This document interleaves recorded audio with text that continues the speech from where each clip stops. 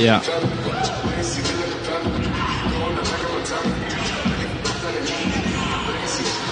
Just a true testament of how tremendous for both of these teams to execute this. And, of course, just a handful of players for both these teams who were fortunate enough to be entering the league as Kobi finished up his last couple of seasons. And as we said, EJ, the chance of talk one out apropos here, right? Kawhi, obviously a lot of emotion for everyone tonight coming into this game. How are you guys able to stay focused? Oh, man, you know, just wanting to win the game, want to finish out the road trip great. You know, just knowing him personally, I know he'd have wanted me to come out here and try to ball and, you know, still just be great. So, you know, that's what I tried to do tonight. Can you describe the mood amongst your teammates? I mean, everybody's sad, you know what I mean? You know, words can explain his impact he had on this floor. You know, the emotional impact he had on everybody, you know what I mean? You know, we're a team from LA, so we know LA's history with him. And, you know, I mean, it's just sad. It seemed like both teams tonight, both the Clippers and the Magic, came out a little out of sorts, probably because of the news today. What was the key in getting you guys to recover and to win this game and end the road trip on a positive? I mean, you know, before the game, we ran out the clock 24 seconds, you know, for Kobe, and then they got a half-court violation, 8 seconds to do a tribute towards him. So, you know, just things like that would just, you know, keep the game out of whack. And, I mean, like I said, just, you know, you end up getting your adrenaline running, and you just got to play basketball. That's our job. But, you know, it's sad. He's going to be missed. I think it was hard for all of us to do our jobs today, though. Thank you, Kawhi. Yep. I'm just going to make a brief statement on behalf of the Nets organization, and we'd like to express our sincerest condolences to the Bryant family and everybody affected by the tragedy.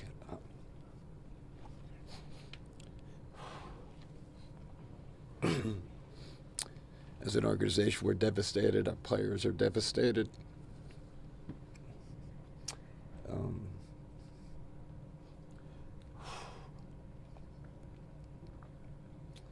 We have a player that was very close to Kobe. That's our thoughts and prayers are with him also. Just a tough time for the NBA, for all of us. But that's really all I have to say. Nothing. Thank you.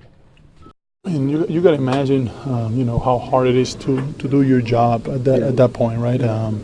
Because you're not thinking about work, you don't think about profession, you don't think about points or anything like that. You think about life and what's really important, the bare necessities for you as a human being, and how fragile and how all that can be gone in a split second. So, you know, I thought that everyone did a tremendous job of stepping up and trying to put, you know, everything together. But at the same time, it was a, you know, you think about, you know, his family and his friends and the situation that they're going through. So you just want to go home and kind of kiss your kids and your wife, and, you know, the rest is just irrelevant right now. Would you? We are all in shock. We should, you know, cherish how lucky we are sometimes, and we get so deep in our jobs, in our profession, about, you know, contracts, points, minutes, all-stars, whatever, that you kind of forget what's really important in life, and how can all be gone in just, you know, an accident. And so, you know, to me, it's all, I just want to get home and kiss my kids.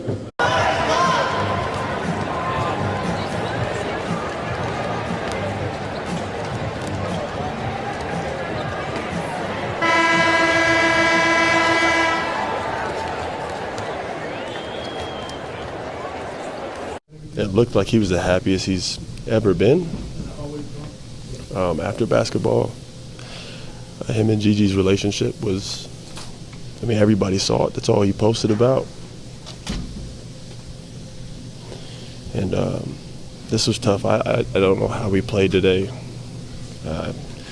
I would start thinking about the game, and then it would just snap back into my mind. We have to play tomorrow, and I'm sure Utah will do a tribute, and this pain's not going to go away anytime soon. You don't even have to be a basketball fan to feel this. You know, one of the most competitive athletes, iconic athletes. And honestly, to be completely honest, more so as a father, what he's meant to that family. I'm going to pray for Vanessa and the kids. And may he rest in peace, man. This was tough. Today's that day. I never had a personal relationship with Kobe. He's spoken to me a bunch of times, and he's always told me he respects me and he respects the work that I've done, and he's watched me from afar as a head coach and as an assistant. He said it to me in Philly. He said it to me in LA. And it's who Kobe is and what I know of Kobe.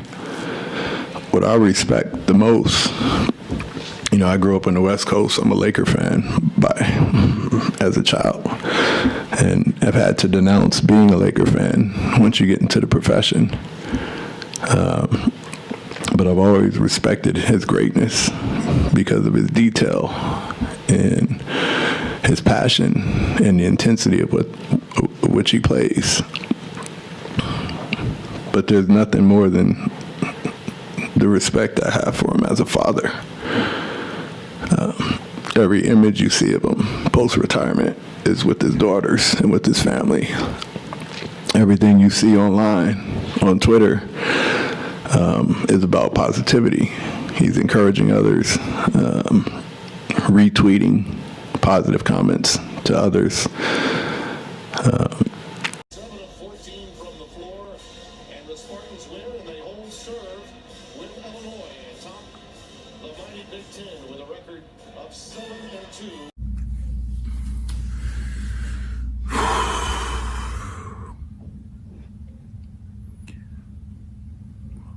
Today is one of the saddest days in my lifetime. It seems like a bad dream that you just want to wake up from. It's a nightmare.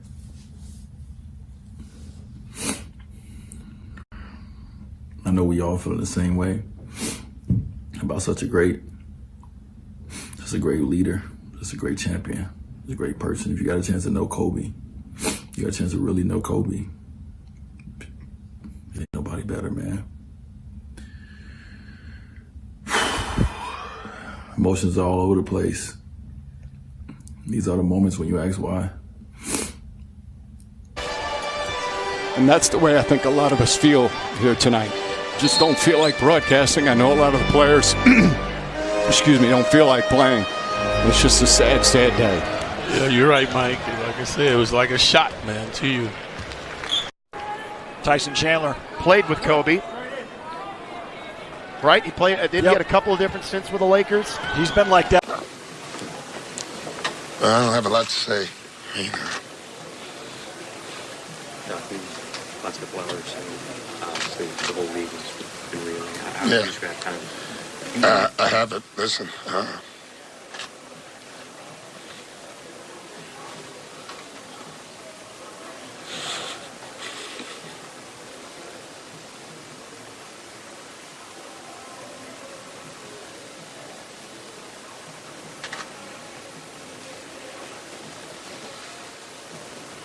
How feels Kobe to play a game right now? I don't know.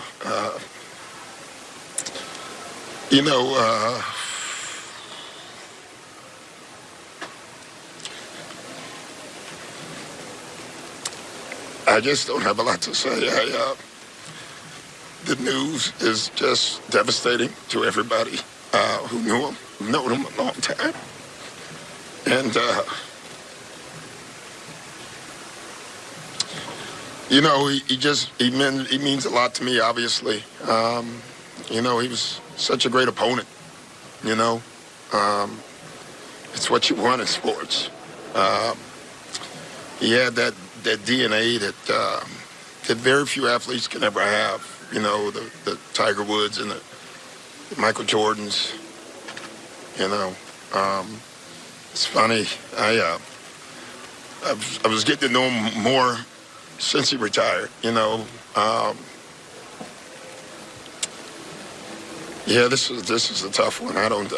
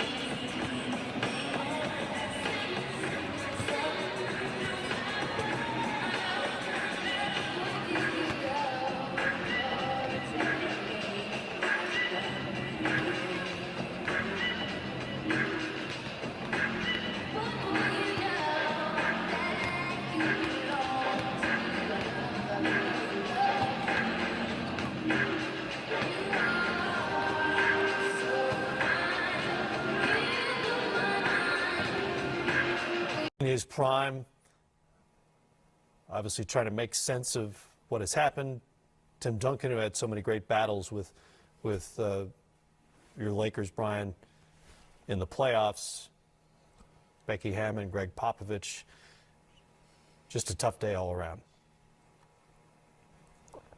Still waiting to bring you the LA County Sheriff's Department news conference, which was scheduled for about a half hour ago in Calabasas, as you look at Sean Elliott.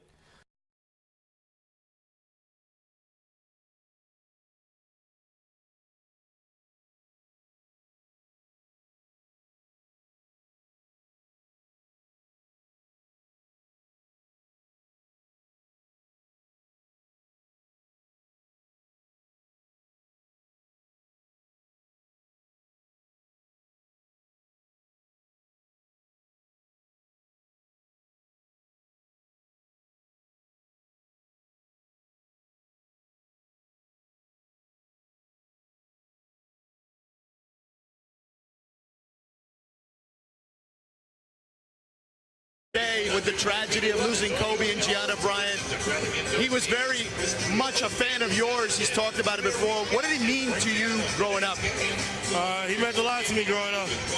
I respected the hell out of him. I mean, you just hate to see it happen like that. To him and his daughter, I send my prayers, my condolences. I couldn't focus at first when I first heard the news. It was tough getting out there at first, but, man, I just send my prayers for the family. I'm sorry it happened like that. You certainly were able to focus.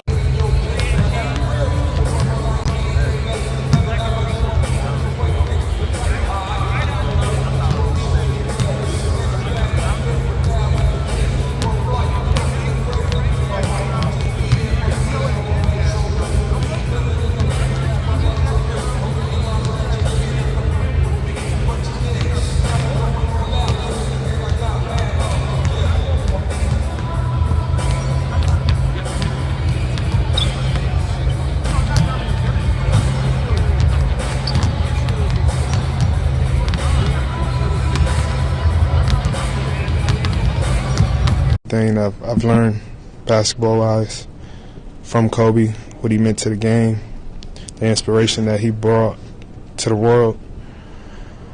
Not just that, his daughter. I'm a father. I can't imagine something like that, you know, happening. I mean, it's a sad, very sad day.